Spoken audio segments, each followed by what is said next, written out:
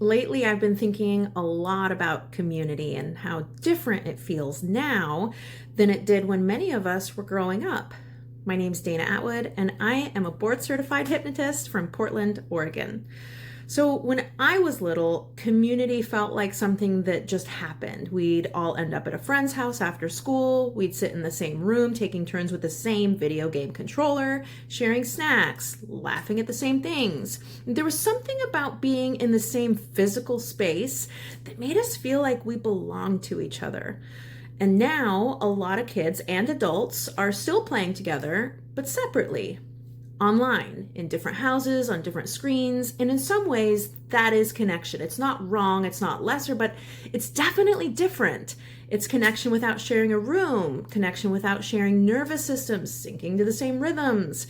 And I think what so many of us are feeling is not that community's gone, but that the containers that used to hold community have changed. We used to have more built-in gathering spaces, especially in neighborhoods where we all knew each other. Maybe some of us had spiritual or religious communities. Some of us had big families living close by. There were regular game nights, dinners, traditions. We didn't have to try to belong. We were simply in it.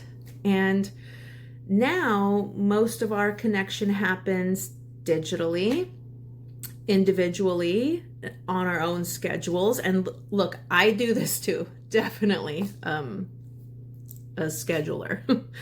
And that can make us feel like we're drifting a little, like we're all near each other but not with each other. And I think it's not that humans have stopped wanting community. We've just lost some of the structures that used to make it automatic.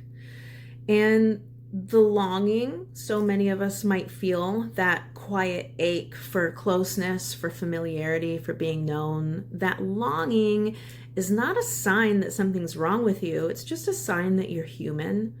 And I think when people say, I miss community, like I just said this morning, actually, to my fitness instructor, I think what they really mean is, I want to be known without performing. I want people who remember me. I want to feel like I belong to something ongoing, like I matter to them and people matter to me.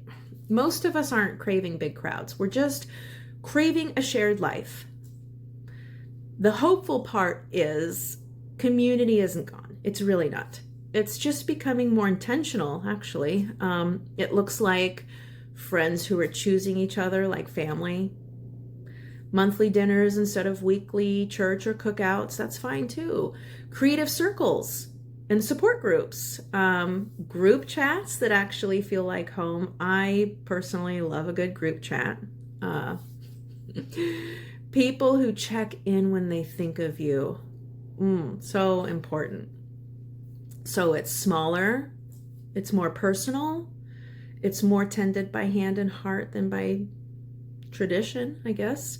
And if you're watching this, if you're someone who feels called to softness and meaning and presence, you are already part of the reweaving. You are already someone who creates warmth when you walk into a room.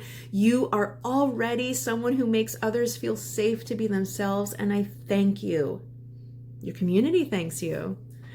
Your desire for connection is not a modern problem. It's your gift. So if community feels harder to find these days, that's okay.